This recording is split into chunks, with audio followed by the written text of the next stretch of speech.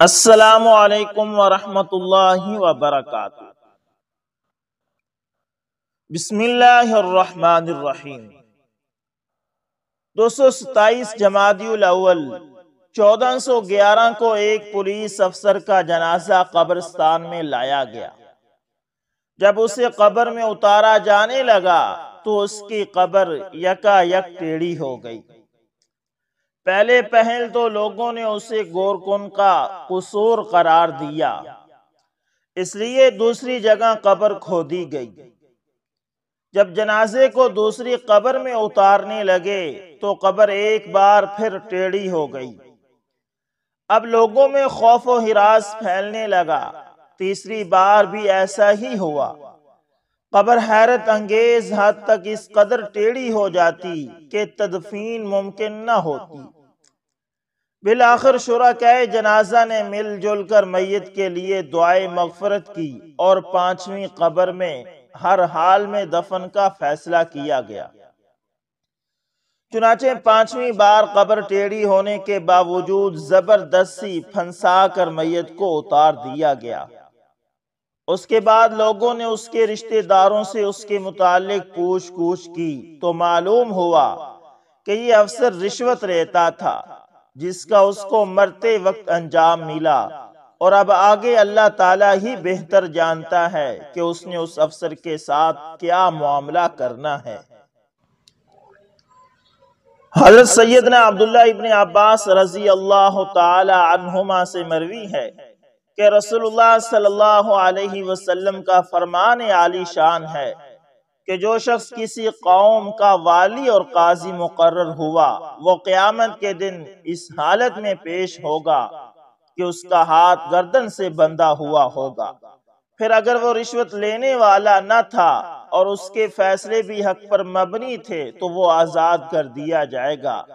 اگر وہ رشوت خور تھا اور لوگوں سے مال لے کر حق کے خلاف فیصلے کرتا تھا تو اس کو جہنم میں پھینک دیا جائے گا اور وہ 500 برس کی راہ کے مثل گہرائی میں جا پڑے گا۔ اس حدیث مبارکہ سے رشوت خور کے انجام کے متعلق خوب عبرت حاصل ہوتی ہے۔ اس طرح کا ایک اور واقعہ جو حیدرآباد ٹنڈو آدم کے ایک کپڑے کے تاجر کے ساتھ ہوا، اس سے بھی عبرت حاصل ہوتی ہے۔ اخباری اطلاعات کے مطابق قبرستان میں ایک جنازہ لایا گیا۔ امام صاحب نے جو ہی نماز جنازہ کی نیت باندھی، مردہ اٹھ کر بیٹھ گیا۔ لوگوں میں بھگدڑ مچ گئی۔ امام صاحب نے بھی نیت توڑ دی اور کچھ لوگوں کی مدد سے اس کو پھر لٹایا۔ 3 مرتبہ مردہ اٹھ کر بیٹھا۔ امام صاحب نے مرحوم کے رشتہ داروں سے پوچھا کیا مرنے والا سود خور تھا؟ انہوں نے اس بات یعنی ہاں میں جواب دیا۔ اس پر امام صاحب نے نماز جنازہ پڑھانے سے انکار کر دیا۔ لوگوں نے جب لاش قبر میں رکھی تو قبر زمین کے اندر دھنس گئی۔ اس پر لوگوں نے لاش کو مٹی وغیرہ سے دبا کر بغیر فاتحہ ہی گھر کی راہ لی۔ دوستو اسی طرح وہ پانچوں وقت پابندی سے نماز پڑھتے تھے۔ یہ ایک اور رشوت کا واقعہ ہے۔ مالدار ہونے کے ساتھ ساتھ بڑے سخی دل بھی تھے۔ دل کھول کر غریبوں اور بیواؤں کی امداد کیا کرتے تھے۔ کئی یتیم بچیوں کی شادیاں بھی کرا دی، حج بھی کیا ہوا تھا۔ 1973 کی صبح ان کا انتقال ہو گیا۔ بے حد ملنسار اور با اخلاق تھے۔ اہل محلہ ان سے بہت متاثر تھے، لہذا سوگواروں کا تانتا بند گیا۔ ان کے جنازے میں لوگوں کا کافی ازدحام تھا۔ سب لوگ قبرستان آئے، قبر کھود کر تیار کر لی گئی۔ جو ہی میت قبر میں اتارنے کے لیے لائے گئے تو غضب ہو گیا۔ یکا یک قبر خود بخود بند ہو گئی۔ سارے لوگ حیران رہ گئے۔ دوبارہ زمین کھودی گئی۔ جب میت اتارنے لگے تو پھر قبر خود بخود بند ہو گئی۔ سارے لوگ پریشان تھے۔ ایک آدھ بار مزید ایسا ہی ہوا۔ آخر کار چوتھی بار تدفین میں کامیابی ہو گئی۔ فاتحہ پڑھ کر سب لوٹے اور ابھی چند ہی قدم چلے تھے کہ ایسا محسوس ہوا جیسے زمین زور زور سے ہل رہی ہے۔ لوگوں نے بے ساختہ پیچھے مڑ کر دیکھا تو ایک ہوش اڑا دینے والا منظر تھا۔ قبر میں دراڑیں پڑ چکی تھی، اس میں سے آگ کے شعلے اور دھواں اٹھ رہا تھا، اور قبر کے اندر سے چیخ و پکار کی آواز بالکل صاف سنائی دے رہی تھی۔ یہ لرزہ خیز منظر دیکھ کر سب کے اوسان خطا ہو گئے، اور سب لوگ جس سے جس طرف بن پڑا بھاگ کھڑے ہوئے۔ سب لوگ بے حد پریشان تھے کہ بغیر نیک، سخی اور با اخلاق انسان کی آخر ایسی کون سی خطا تھی جس کے سبب یہ اس قدر ہولناک عذاب قبر میں مبتلا ہو گیا۔ تحقیق کرنے پر اس کے حالات کچھ یوں سامنے آئے کہ مرحوم بچپن ہی سے بہت ذہین تھا، لہٰذا ماں باپ نے اعلیٰ تعلیم دلوائی۔ جب خوب پڑھ لکھ گیا تو کسی طرح سفارش اور رشوت کے زور پر ایک سرکاری محکمے میں ملازمت اختیار کر لی۔ رشوت کی لت پڑ گئی، رشوت کی دولت سے پلاٹ بھی خریدا اور خاصا بینک بیلنس بھی بنایا، اسی سے حج بھی ادا کیا، اور ساری سخاوت بھی اسی مال حرام سے کیا کرتا تھا۔ دوستو، امام غزالی رحمت اللہ تعالی بیان فرماتے ہیں کہ بنی اسرائیل میں ایک شخص مچھلی کے شکار سے اپنے اہل و عیال کا نان و نفقہ مہیا کرتا تھا۔ اتفاقاً ایک دن اس کے جال میں ایک بڑی مچھلی آ گئی، جس سے وہ بہت مسرور ہوا کہ بازار سے اس کے اچھے دام مل جائیں گے اور چند روز کے لیے بچوں کا نان و نفقہ دستیاب ہو جائے گا۔ مگر راستے میں ایک ظالم افسر سے ملاقات ہوئی، جس نے دریافت کیا کہ تم مچھلی فروخت کرو گے؟ اب وہ شکاری شش و پنج میں پڑ گیا کہ اس کو کیا جواب دوں۔ اگر میں کہتا ہوں کہ فروخت نہیں کرتا تو یہ میری بے عزتی کرے گا، اور اگر میں فروخت کرنے کی خواہش ظاہر کرتا ہوں تو پھر یہ مجھے آدھے دام دے کر مچھلی لے لے گا۔ آخر کار اس نے سوچ بچار کے بعد مچھلی فروخت کرنے سے انکار کر دیا، جس سے اس افسر نے اس شکاری کو بری طرح بے دردی سے پیٹنا شروع کیا اور مچھلی چھین لی۔ اس شکاری نے بارگاہ الہی میں فریاد پیش کی کہ اے الہی، آپ نے مجھے ناتواں اور نادار پیدا کیا ہے اور اس کو تونگر اور طاقتور۔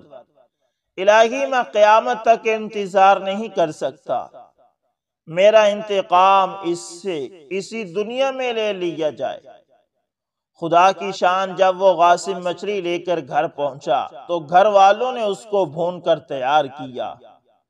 جب اس غاصب نے کھانے کے لیے مچھلی کی طرف ہاتھ بڑھایا تو اس مچھلی نے منہ کھول کر اس کی انگلی کو ایسا سخت کاٹا کہ وہ درد کی وجہ سے بے قرار ہو گیا۔ آخر کار وہ طبیب کے پاس حاضر ہوا اور اپنی تکلیف بیان کی۔ طبیب نے معائنہ کرنے کے بعد مشورہ دیا کہ اس انگلی کو کٹوا دیا جائے، ورنہ یہ درد ہاتھ کی طرف منتقل ہو جائے گا۔ چنانچہ انگلی کے کٹوانے کے بعد بھی افاقہ نہ ہوا، بلکہ درد بڑھتا گیا۔ بالآخر اس کو ہاتھ بھی کٹوانا پڑا، مگر درد بڑھتا گیا۔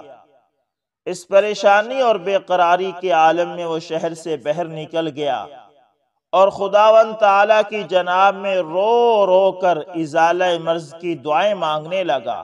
ہاتف غیبی نے کہا کہ تو کس کس اندام کو کٹواتا رہے گا؟ اس مظلوم شکاری کو راضی کر جس سے تو نے مار پیٹ کے بعد مچھلی زبردستی چھینی تھی۔ اب اس کی آنکھیں کھلی اور شکاری کی تلاش میں نکل پڑا۔ چنانچہ ملاقات کے وقت اس کے قدموں پر گر کر معافی مانگنے لگا اور ساتھ ہی کچھ مالی نذرانہ بھی پیش کیا۔ بڑی منت و سماجت کے بعد جب وہ شکاری راضی ہوا تو فوراً درد غائب ہو گیا۔ حضرت موسیٰ علیہ السلام پر وحی نازل ہوئی کہ اے موسیٰ، مجھے اپنی عزت و جلال و کبریائی کی قسم، اگر یہ شخص اس مظلوم کو راضی نہ کرتا تو تا قیامت اسی درد و علم میں مبتلا رہتا۔ دوستو اسی طرح انسان جب مال حرام استعمال کرتا ہے تو اس کی وجہ سے مرنے کے بعد اس کو قبر میں عذاب دیا جاتا ہے۔ علامہ کمال الدین امیری رحمت اللہ تعالی حیات الحیوان میں ایک واقعہ باب الالف الفائی کے تحت نقل فرماتے ہیں کہ چند گاؤں کے آدمی سفر حج کے لیے نکلے۔ حج سے فارغ ہو کر جب یہ لوگ واپس آئے تو مکہ مکرمہ سے تھوڑی دور گئے تھے کہ ایک ساتھی کا انتقال ہو گیا۔ ساتھیوں نے قبر وغیرہ تیار کی۔ جب نمازی جنازہ ادا کر کے ان کو دفن کرنے کے خیال سے قبر کے پاس لے گئے تو قبر میں ایک سانپ کو غضبناک پھنکار مارتا ہوا پایا، تو اس قبر میں ان کو دفن نہیں کیا بلکہ آگے چل کر دوسری قبر 2 فرلانگ کے فاصلے پر تیار کی اور ساتھی کو اٹھا کر اس قبر کے پاس لائے تو اس میں بھی سانپ موجود تھا۔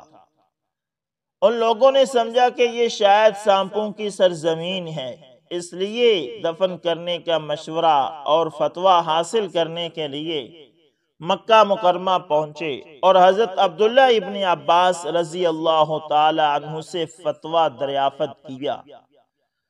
حضرت عبداللہ ابن عباس رضی اللہ تعالی عنہما نے جواب دیا کہ لو حسرتم لہ الارض کلہا وجدتم کذالک، یعنی اس مردے کو اللہ تعالی عذاب قبر میں مبتلا کرنا چاہتا ہے، اس لیے اگر تم پوری روئے زمین کو کھود ڈالو تو اس عذاب قبر کو ہر جگہ پاؤ گے، تم لوگ جاؤ اسی طرح اسے وہیں دفن کر دو۔ فتویٰ پانے کے بعد ان لوگوں نے اپنے ساتھی کو سانپ کی موجودگی میں اوپر سے ڈال دیا تو ان لوگوں نے یہ عبرتناک منظر دیکھا کہ سانپ نے سب سے پہلے حملہ اس کی زبان پر کیا اور اس کی زبان کو کاٹنے لگا۔ ان لوگوں نے جلدی سے قبر کا منہ بند کیا۔ جب سب لوگ اپنے گھر پہنچے اور 2-3 حاجی صاحبان فوت ہونے والے حاجی صاحب کے گاؤں گئے اور ان کی عورت سے پوچھا کہ تمہارے میاں کیسے تھے، ان کے کیا اعمال تھے؟ عورت نے کہا کہ میرے میاں نمازی تھے، روزے دار تھے اور زکوٰۃ کے پابند تھے، حج کے لیے تو تمہارے ساتھ گئے تھے، ان کا سب کام اچھا تھا۔ حاجی صاحبان نے قبر کے عذاب اور سانپ کا واقعہ سنایا کہ اس نے زبان پر پہلا حملہ کیا ہے، آخر وہ کیا کرتے تھے؟ تو عورت نے بیان کیا کہ میرے میاں کی ایک بات یاد آتی ہے، وہ یہ کہ جب وہ مہاجن سے 100 بورا گیہوں کا بھاؤ طے کر کے آتے تو 100 بورا گیہوں میں سے 10 بورا گیہوں اپنے لیے رکھ لیتے اور اس کی جگہ 10 بورا جو خرید کر 90 بورا گیہوں میں ملا کر مہاجن کو دے آتے تھے۔ چونکہ یہ ایک طرح کا اکل حرام تھا، فروخت شدہ گیہوں کا نہ دینا اور اس کی جگہ جو دینا، اور 10 بورا گیہوں سے خود فائدہ اٹھانا حرام تھا، اس لیے اکل حرام پر سزا ہوئی۔ اس واقعے سے معلوم ہوا کہ عذاب قبر کا مشاہدہ کبھی کبھی دنیا میں ہی کرا دیا جاتا ہے تاکہ لوگ عبرت حاصل کریں۔ دوستو اسی طرح حضرت مولانا اشرف علی تھانوی رحمت اللہ تعالی نے اپنے رسالہ حقوق العباد میں ایک واقعہ نقل کیا ہے۔ فرماتے ہیں کہ ایک میاں جی بچوں کو پڑھایا کرتے تھے اور مارنے کے عادی تھے، اور ادھر ادھر گاؤں میں چندہ وصول کرنے بھی جایا کرتے تھے۔ نقد وغیرہ کو وہ مٹی کے ایک لوٹے میں رکھ کر زمین میں دفن کر دیا کرتے تھے۔ ایک دن کسی شریر طالب علم نے کسی جھروکے سے میاں صاحب کو روپے لوٹے میں رکھ کر زمین میں دفن کرتے دیکھ لیا۔ جب میاں صاحب حسب دستور کسی دیہات میں چلے گئے تو لڑکوں نے کسی طرح بازار سے کنجی لا کر کمرہ کھول دیا اور لوٹے کو زمین سے نکال کر اس کا روپیہ حاصل کر لیا اور برتن پھر وہی دفن کر دیا۔ اس روپے سے گوشت، گھی، مسالہ، شکر وغیرہ بازار سے لا کر خوب عمدہ قسم کا قورمہ پلاؤ زردہ وغیرہ پکایا۔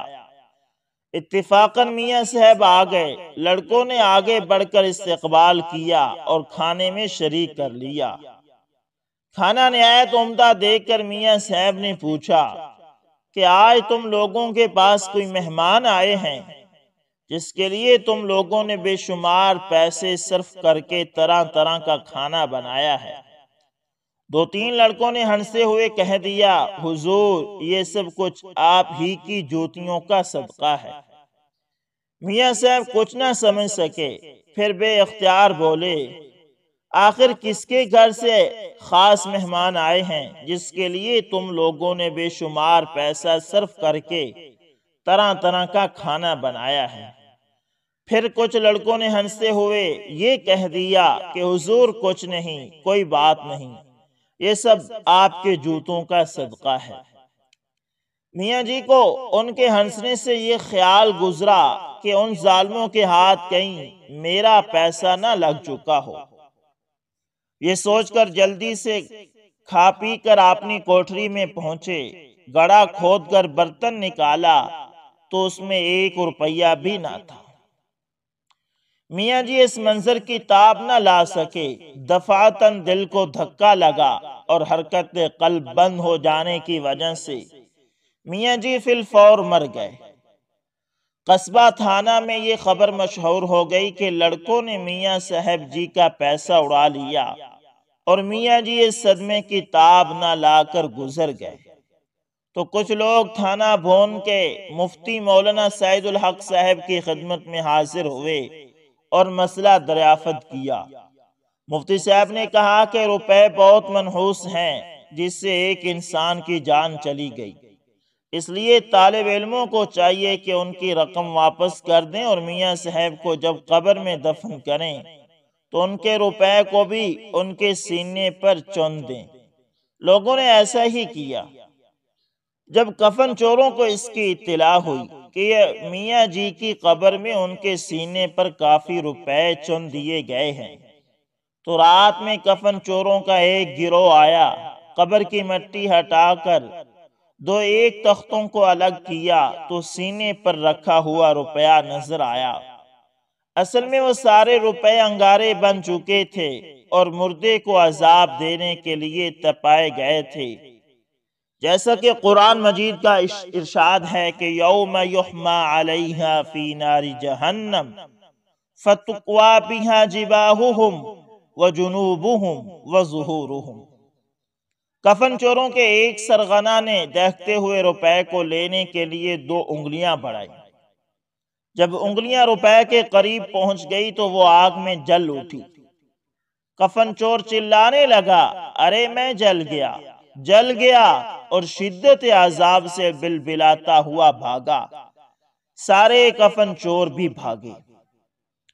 مولانا تھانوی رحمت اللہ تعالی نے لکھا ہے کہ تھانہ بھون میں اس کفن چور کا واقعہ مشہور ہے کہ اپنی جلی ہوئی انگلی کو ایک بڑے پیالے میں ڈبوتا، تھوڑی ہی دیر میں وہ پانی گرم ہو جاتا تو دوسرے ٹھنڈے پیالے میں فوراً اپنی انگلی ڈبوتا، مگر اس گرم پیالے سے نکال کر دوسرے پیالے میں جب ڈالنے لگتا تو شور مچانے لگتا، ارے میں مر گیا، مر گیا۔ یہ سوزش تھی اس آگ کی جس کے عذاب میں وہ میاں جی مبتلا تھے اور جس کی ذرا سی حرارت سے وہ کفن چور پوری زندگی چلاتا رہا اور شور مچاتا ہوا مر گیا۔ اس واقعے سے بھی عذاب قبر کا بخوبی مشاہدہ کیا جا سکتا ہے۔ دوستو اسی طرح مجھے محکمہ سیٹلمنٹ میں ملازم ہوئے ابھی چند روز ہوئے تھے۔ ایک دن حسب معمول میں دفتر میں کام کر رہا تھا کہ ایک بڑے میاں جی آئے اور نہایت خوشامدانہ لہجے میں مجھ سے کہنے لگے، بیٹا میرے مکان کا قالین گم ہو گیا ہے اور عدالت میں مجھے اس کی نقل پیش کرنی ہے، اس لیے اپنے ریکارڈ سے کاپی نکال دو تاکہ اس کی نقل کروا کے عدالت میں پیش کر سکوں۔ 50 روپے لگیں گے۔ میں نے اس کی طرف دیکھے بغیر کہا، جیب میں پھوٹی کوڑی تک نہیں، 50 روپے کہاں سے لاؤں؟ اس میاں جی نے مردہ سی آواز میں جواب دیتے ہوئے کہا کہ جیب خالی ہے۔ میں نے کہا تو میں کیا کروں؟ میں نے یہ ترش روئی سے جواب دیا تھا اور پھر اپنے کاموں میں مصروف ہو گیا۔ کچھ دیر بعد سر اٹھا کر دیکھا تو وہ جا چکے تھے۔ دوسرے روز میں ابھی دفتر میں داخل ہوا ہی تھا کہ وہی بڑے میاں آئے اور 50 روپے میری طرف بڑھاتے ہوئے بولے کہ کہو بابو جی اب تو کام ہو جائے گا نا۔ قبل اس کے کہ میں انہیں کچھ جواب دیتا، میری نظر ان کے چہرے پر پڑی۔ بڑے میاں کی آنکھوں سے آنسو نکل کر داڑھی میں جذب ہو رہے تھے اور انہیں صاف کرنے کی کوشش میں مصروف تھے۔